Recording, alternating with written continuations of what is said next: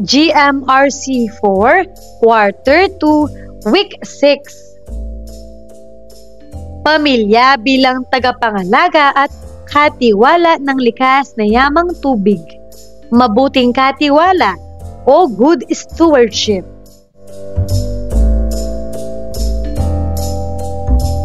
Matatag curriculum. Bansang makabata, batang makabansa. With me, Teacher KMT. Magandang araw mga bata!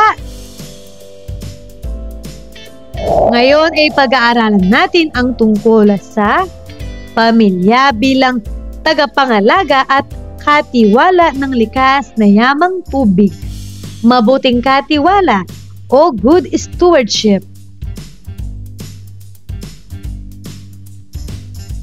Mga layunin. Una, natutukoy ang mga tungkulin ng mamamayan sa pagpapanatili ng kalinisan ng tubig. Pangalawa, nabibigyang diin ang tungkulin ng pamilya sa pagpapanatili ng kalinisan ng tubig na bahagi ng kanilang gampanin bilang katiwala na sinisiguradong may pagkukunan ng pangangailangan ang kasalukuyan at ang mga sumusunod na henerasyon. Pangatlo, nailalapat ang mga pansariling paraan bilang bahagi ng tungkulin ng pamilyang kinabibilangan sa pagpapanatili ng kalinisan ng tubig.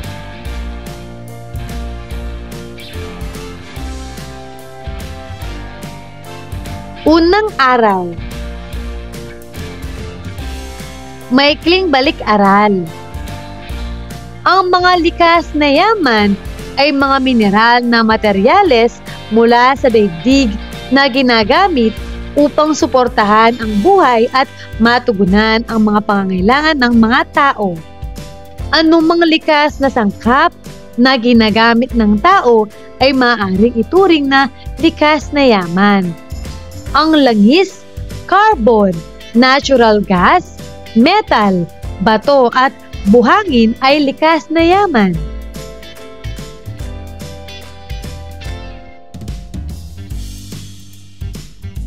Ayusin ang mga titik upang makabuo ng mga salita na tumutukoy sa mga larawan ng mga halimbawa ng likas na yaman.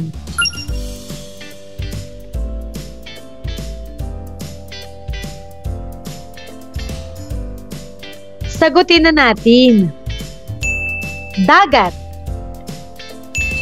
lawa, talon, ilog. Nakuha mo ba ang tamang sagot? Magaling!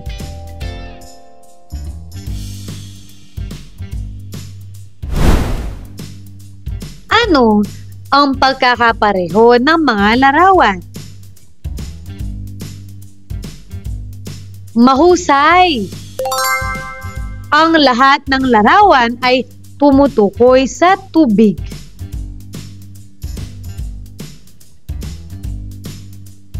May tatlong pangunahing likas na yaman. Ito ang lupa, gubat, at tubig.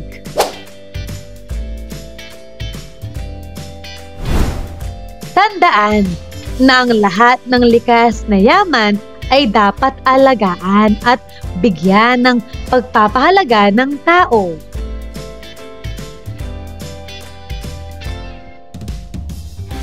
Panghikayat na gawain.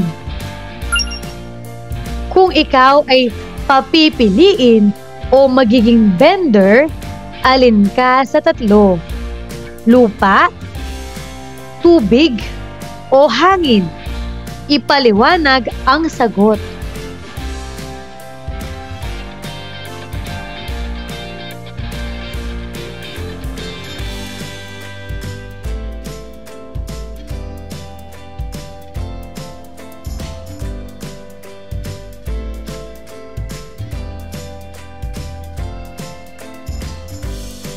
Ang vendor ay hango sa pelikulang Avatar: The Last Airbender. At ito ay isang fantasy adventure na pelikulang ginawa ng Nickelodeon noong 2005. Ipinakita dito na ang mundo ay nahati sa 4 na bansa: ang Water Tribe, Earth Kingdom, Fire Nation at Air Nomads. Bawat isa ay kinakatawan ng isang natural na elemento kung saan pinangalanan ang kanilang bansa. Ang mga bender ay may kakayahang kontrolin at manipulahin ang elemento mula sa kanilang bansa.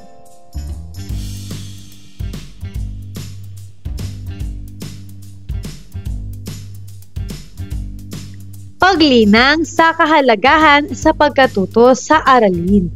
Gagabayin ka ng iyong guro para sa gawaing ito.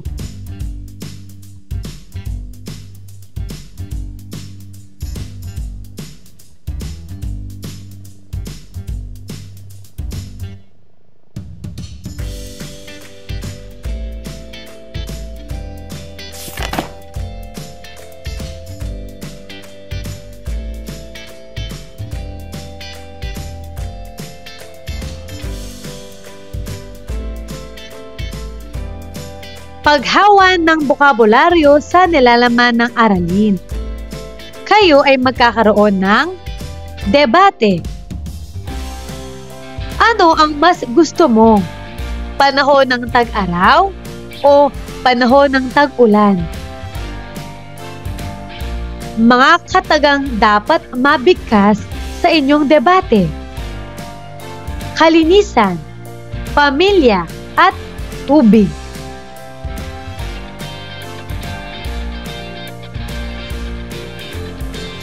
Narito ang mga posibleng sagot. Sa panahon ng tag-init at tag-ulan, kailangang panatilihin ang kalinisan. Sa panahon ng tag-ulan, mas madaming masayang gawain sa loob ng bahay kasama ang pamilya. Sa panahon ng tag-init, mas pinakakailangan natin ang tubig.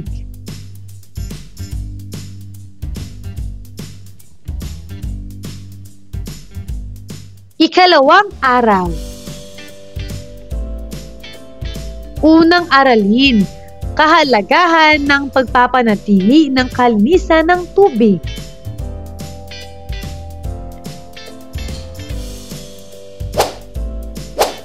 Suriin ang mga larawan.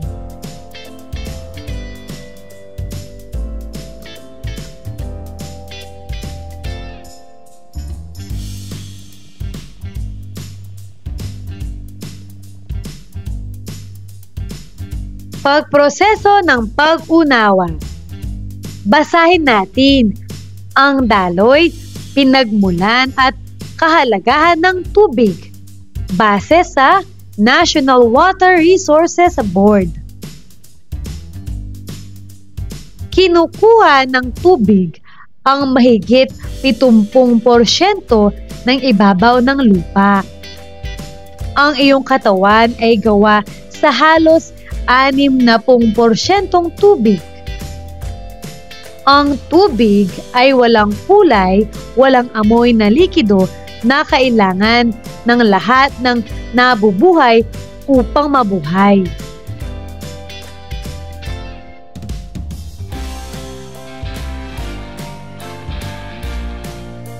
Humigit kumulang 71% na ibabaw ng Earth ay natatakpan ng tubig. At ang mga karagatan ay nagtataglay ng humigit kumulang 96.5%. Kailangang pahalagahan at panatilihing malinis ang tubig dahil ang tubig ay mahalaga sa buhay.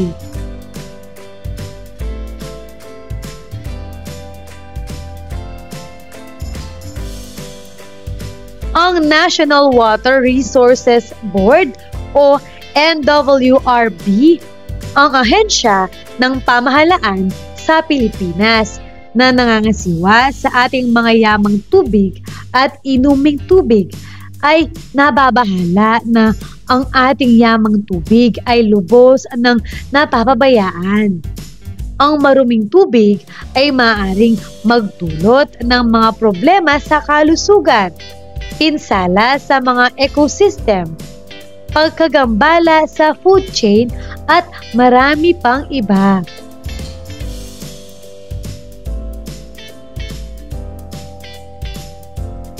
Sa unti-unting pagpapabaya ay nakalimutan na ng tao ang kanilang mahalagang tungkuling mapanatiling malinis ang tubig. Maraming paraan ang maaaring gawin upang mapanatiling malinis ang tubig tulad ng pagbawas sa paggamit ng plastic, paggamit ng environmental friendly detergent sa paghugas ng pinggan at paglaba. Hindi pagtatapon ng langis sa mga wastewater drain at pagbawas sa paggamit ng kemikal sa pagsasaka o sa ating mga hardin.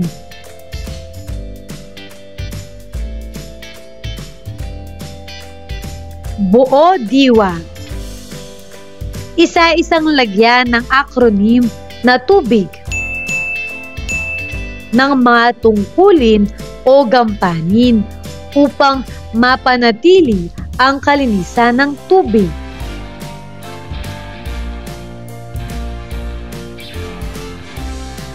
Sagutin na natin. 2. Tungkulin natin ang hindi pagtatapon ng basura sa ilog o kanal. B. Bilinan natin ang pamilya at kaibigan na gumamit ng eco-friendly na sabon.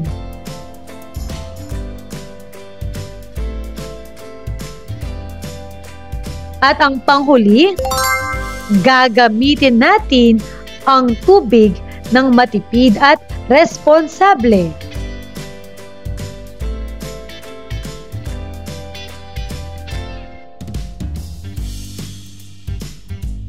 Pinatnubayang pagsasanay,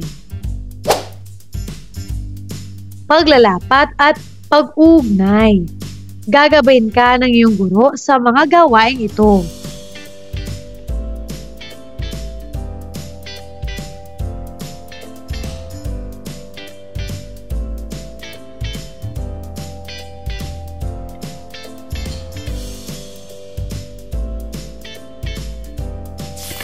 Narito ang mga halimbawa.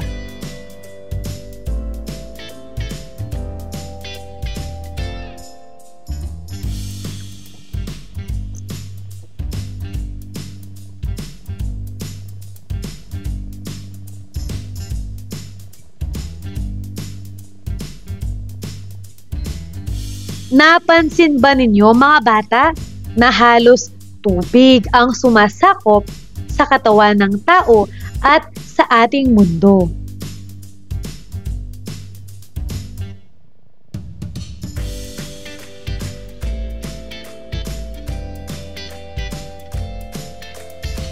Ikatlong araw. Pangalawang aralin, tungkulin at gampanin ng pamilya sa pagpapanatili ng kalinisan ng tubig at katiwala ng kalikasan.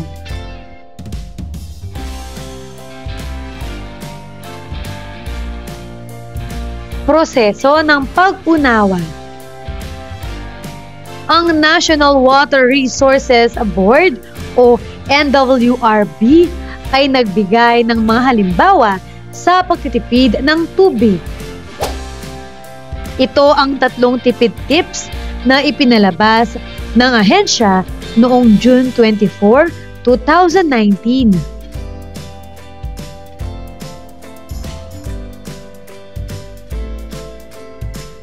May tungkulin ang pamilya na pag-ingatan ang tubig laban sa polusyon. May tungkulin din ang pamilya na magtipid sa gamit ng tubig upang maiwasan ang dagdag na bayaring pantahanan. Natutulungan ang iba pang pamilya sa pamayanan kapag ang pamilya ay nag-iingat at nagtitipid ng tubig.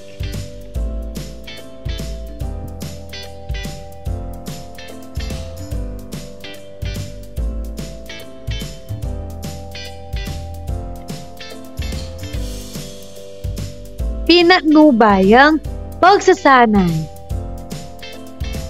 Dapat o hindi dapat. Isulat ang titik D kung ang sumusunod ay nagpapakita ng pagpapahalaga. O isulat ang mga titik HD kung hindi ito nagpapakita ng pagpapahalaga ng tubig. Una, isara ang gripo kapag hindi ginagamit. Ano ang tamang sagot?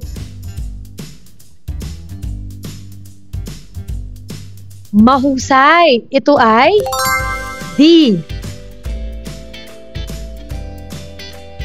Pangalawa, huwag gumamit ng dinamita o lason sa pangingisda. Ano ang tamang sagot? Magaling. D.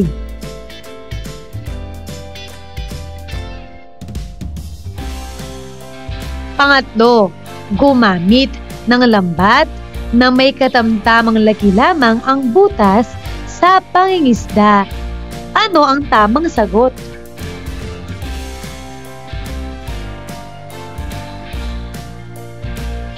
Tama.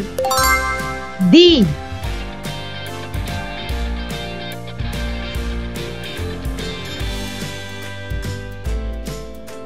Pang-apat, ayusin o palitan agad ang sirang gripo sa loob ng bahay. Ano ang tamang sagot? Magaling. D.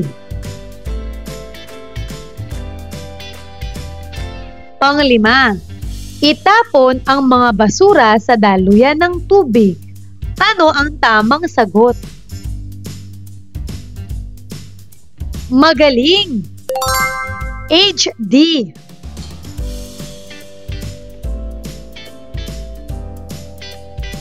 Pang-anim, huwag isumbong ang mga pabrikang nagtatapon ng nakakalasong kemikal sa dagat at ilog. Ano ang tamang sagot? Mahusay. HD. Pang-pito, magtapon ng plastik, langis at dumi ng hayop at tao sa ilog at dagat. Ano ang tamang sagot? Napakagaling. HD.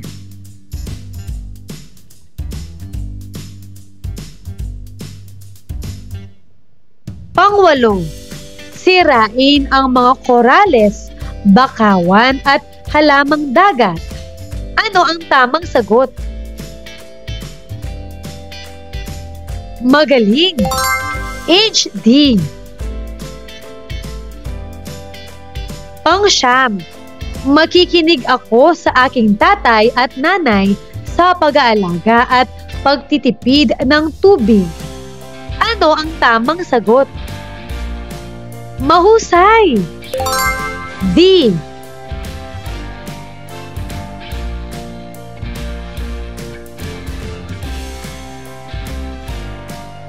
Pang-sampu, huwag sundin ng pamilya ang payo ng NWRB dahil ito ay luma at matagal na. Ano ang tamang sagot?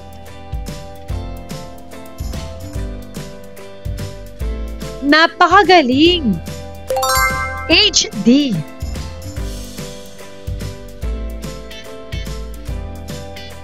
Paglalapat at pag-ugnay. Buo talata. Isa-isang lagyan ang acronym na pamilya ng mga tungkulin o gampanin upang mapanatili ang kalinisan ng tubig at maging huwarang modelo sa kalikasan.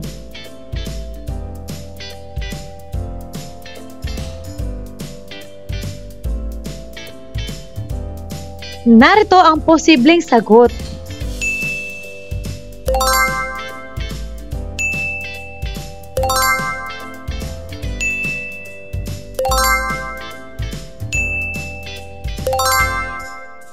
Basahin mo ang mga ito.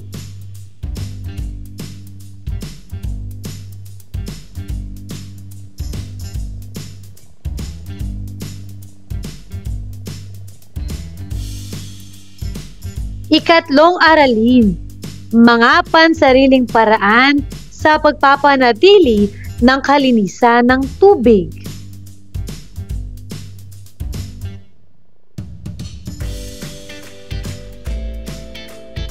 Pagproseso ng pag-unawa.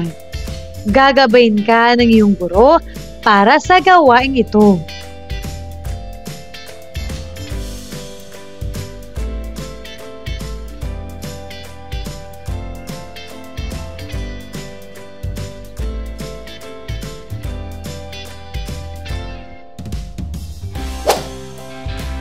Ang mga banta sa kapaligiran, lalo na sa tubig, ay nagbubunsod ng mga paulit-ulit na pagtatangka na linisin ang tubig na likas yaman ng mga mamayanan, bawat pamilya, at sa mga pansariling pamamaraan.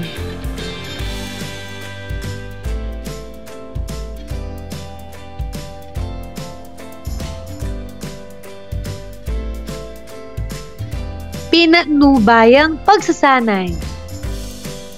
Ang Solar Impulse Foundation ay naglabas ng 6 na paraan kung paano malulutas at maiiwasan ang polusyon sa tubig sa wikang Ingles.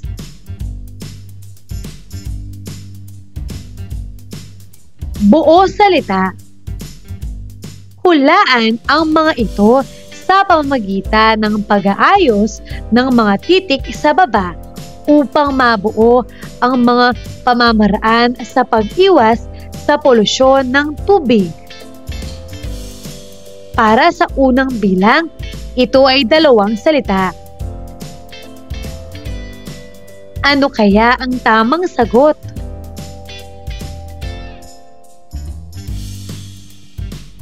Magaling! Ito ay wastewater treatment.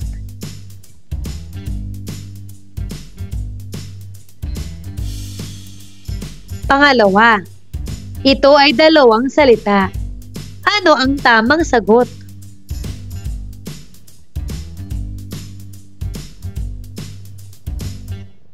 Napakagaling! Green agriculture.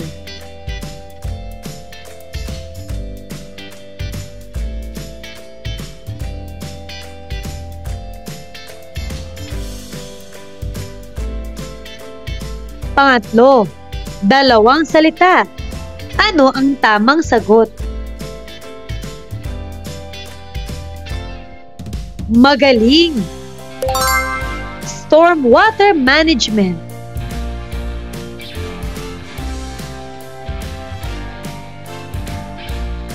Pang-4, 3 salita. Ano ang tamang sagot?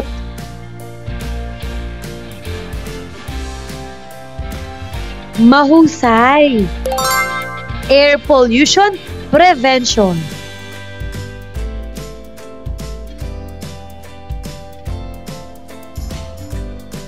Pang-5, 3 salita. Ano ang tamang sagot?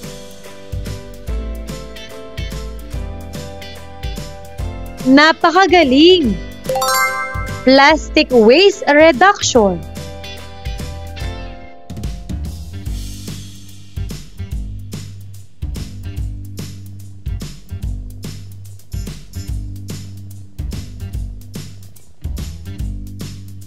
Pang-anim, dalawang salita. Ano ang tamang sagot?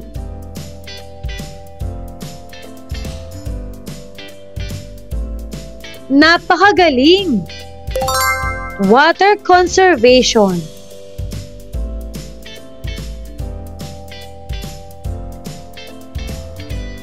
Ngayon, aralin na natin ang 6 na paraan kung paano malulutas at maiiwasan ang polusyon sa tubig.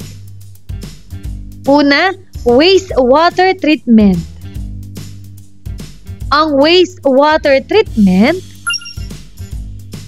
ay binubuo ng pagalis ng mga pollutant mula sa wastewater sa pamamagitan ng pisikal, chemical o biolohikal na proseso.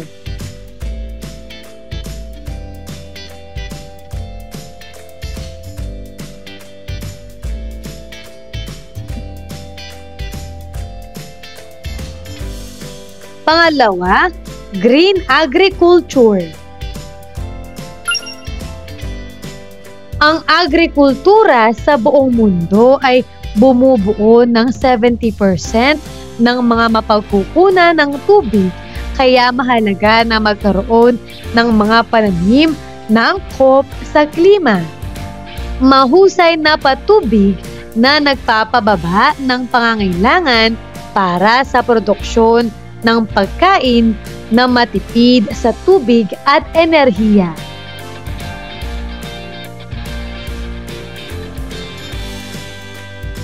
Pangatlo, storm water management.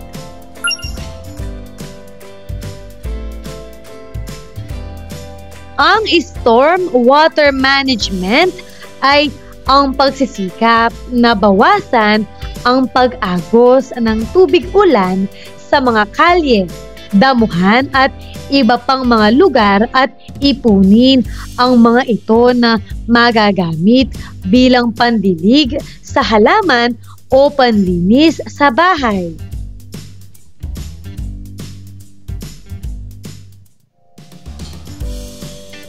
Pang-apat, air pollution prevention. Ang polusyon na ito ay nagdudulot ng mabilis na pag-aasido ng ating mga karagatan at nagbabanta sa buhay dagat at mga korales.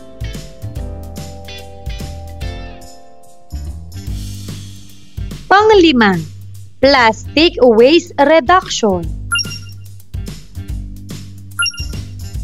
80% ng plastic sa ating karagatan ay nanggaling sa lupa.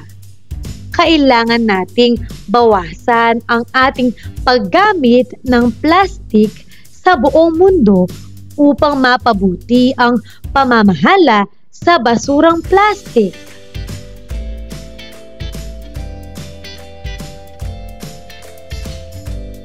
Pang-6, water conservation.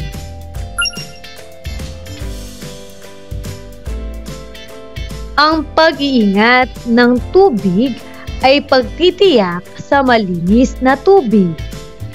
Nangangahulugan ito sa dapat na kamalayan ng pamahalaan, bawat pamilya at sarili. Alagaan ang tubig at maging responsable.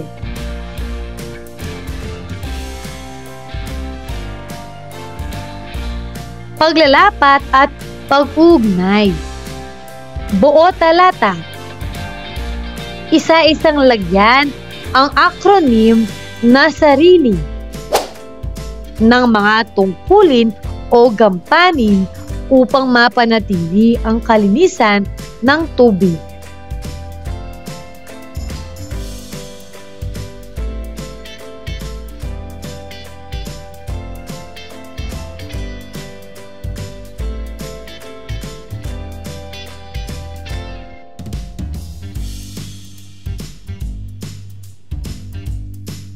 Narito ang mga halimbawa.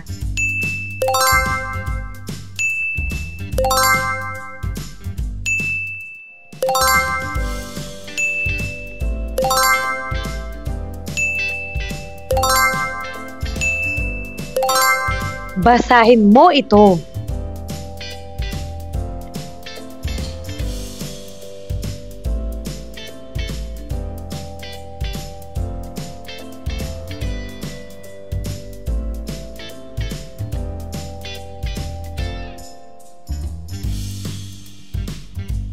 Ika-4 na araw.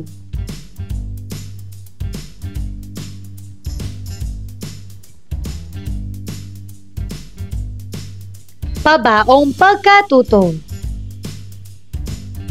May mga pagkilos o gawi na maaaring piliin ng sarili o ng pamilya araw-araw upang protektahan bilang mabuting katiwala ng kapaligiran.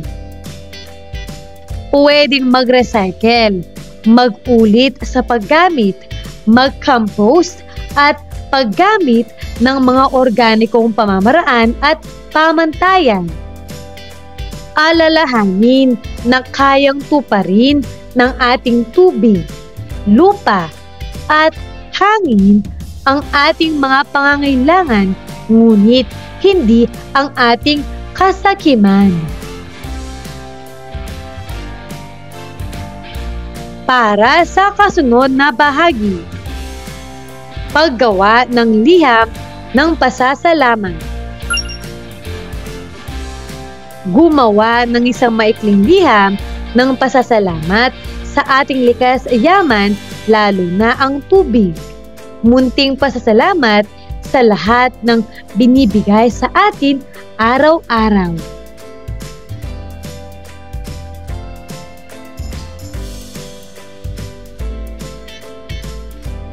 Pagninilay sa pagkatuto.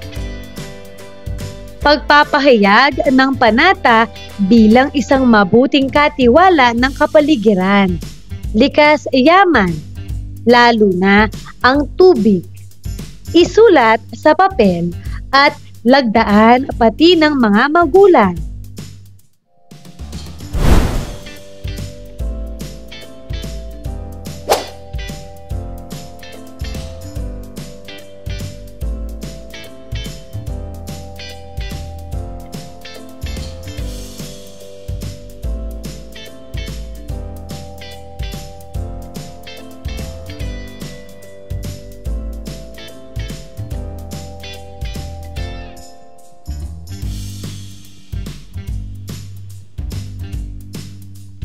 Para naman sa ating pagsusulit, itugma ang mga konsepto sa ikalawang hanay sa tama nitong paglalarawan sa unang hanay.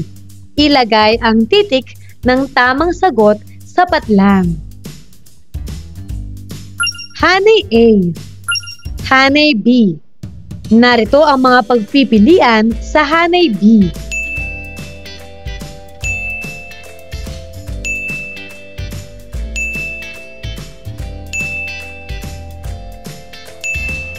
Simulan natin. Para sa unang bilang, ang polusyon na ito ay nagdudulot ng mabilis na pag-aasido ng ating mga karagatan. Ano ang tamang sagot? Magaling! D. Air pollution prevention.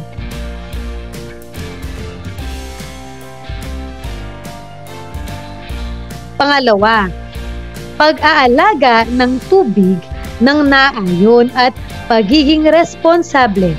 Ano ang tamang sagot? Mahusay! F. Water conservation.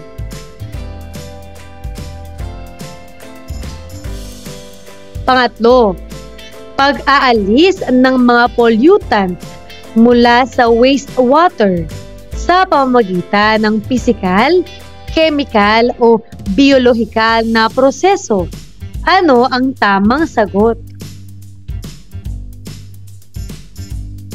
Mahusay! A. Wastewater treatment.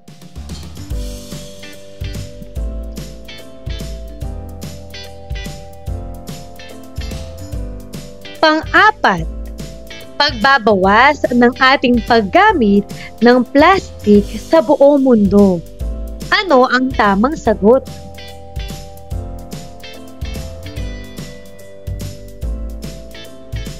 Napakagaling! E. Plastic waste reduction.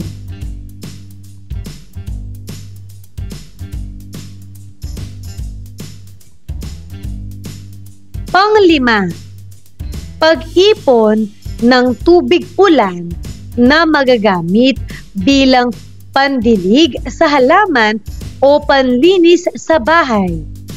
Ano ang tamang sagot?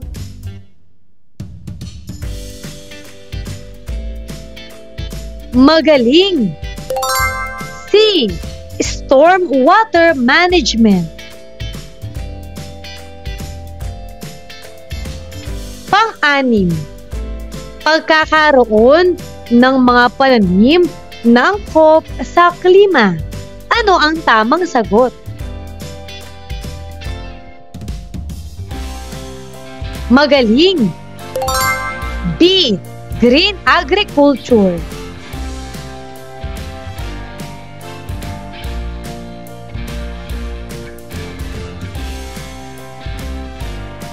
Pang-7, pagkakaroon ng mahusay na patubig na nagpapababa ng pangangailangan para sa produksyon ng pagkain na matipid sa tubig at enerhiya.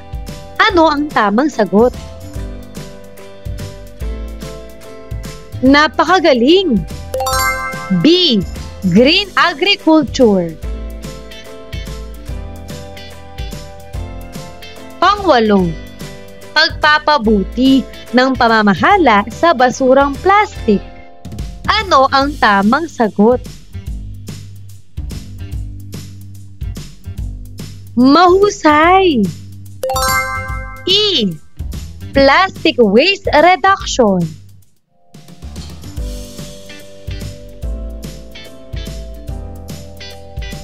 Pang-9, pagsisikap na bawasan ang pag-agos ng tubig ulan sa mga kalye, damuhan at iba pang mga lugar. Ano ang tamang sagot? Napakagaling! C.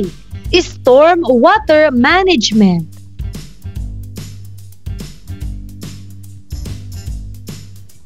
Pang-10, polusyon na dapat iwasan dahil ito ay nagbabanta sa buhay dagat at mga korales. Ano ang tamang sagot? Napakagaling! D. Air pollution prevention.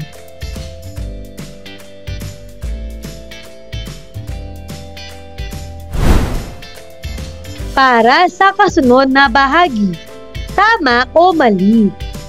Isulat sa patlang ang tama kung ang pangusap ay tama. Isulat naman ang mali kung ang pangusap ay hindi tama.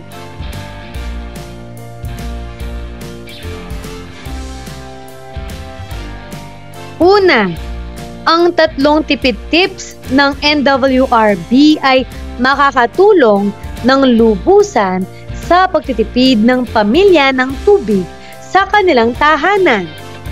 Ano ang tamang sagot? Ito ba ay tama o mali? Magaling! Tama! Pangalawa, kung ako ay ulila, ay hindi ko magagampanan ang pangpamilyang tungkulin sa pag-aalaga at pagtitipid ng tubig sa loob ng bahay. Ito ba ay tama o mali? Magaling! Mali! Pangatlo, ang aking katawan, pati ang mundo ay may bahaging tubig, kaya dapat ko itong pangalagaan sa mga tamang paraan. Ito ba ay tama o mali? Napakagaling! Tama!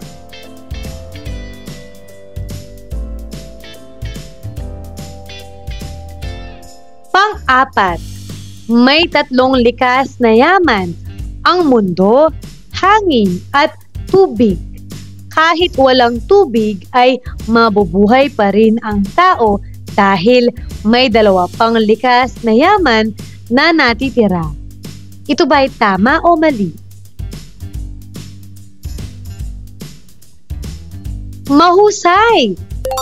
Ito ay mali.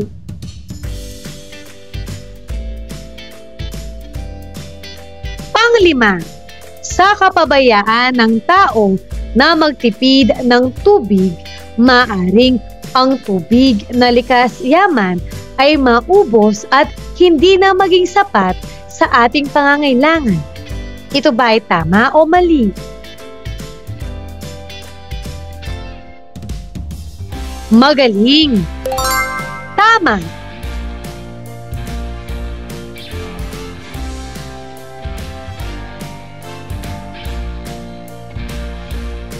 Pang-anim, ang pagtulog sa buong araw at maghapon ay isang epektibong paraan sa pagtitipid ng tubig dahil hindi ka maliligo.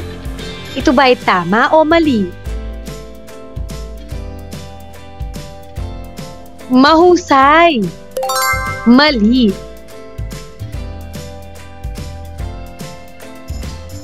Pang-pito, ang pag-iipon ng tubig mula sa ulan ay kaya kong gawin kahit ako ay nasa baitang 4. Ito ba ay tama o mali?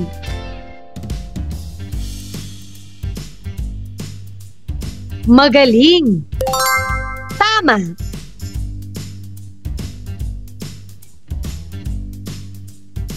Pang-8, ang hindi paghuhugas ng pagkain bago lutuin ay isang epektibong paraan sa pagtitipid ng tubig.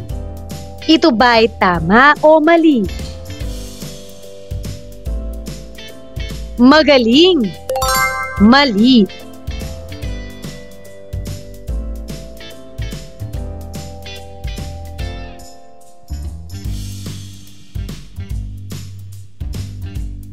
Pang-9, ang maayos na pagtapon ng basura sa tamang lugar ay kayang gawin ng pamilya upang hindi magbara ang mga daluyan ng tubig. Ito ba ay tama o mali?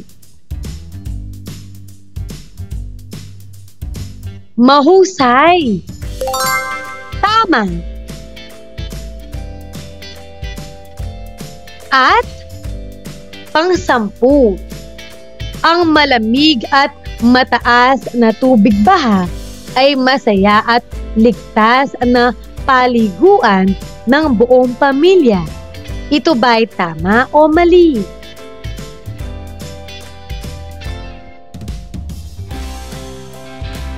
Napakagaling! Mali!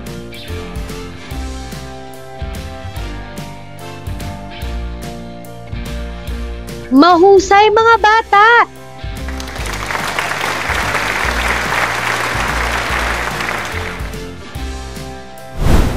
Ano ang mga natutuhan mo sa araw na ito?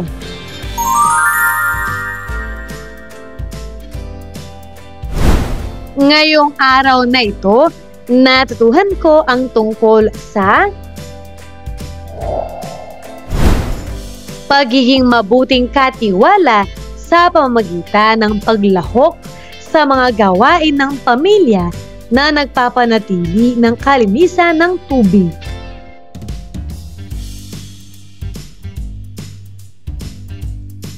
Maraming salamat sa pakikinig mga bata. Sana ay may natutuhan kayo.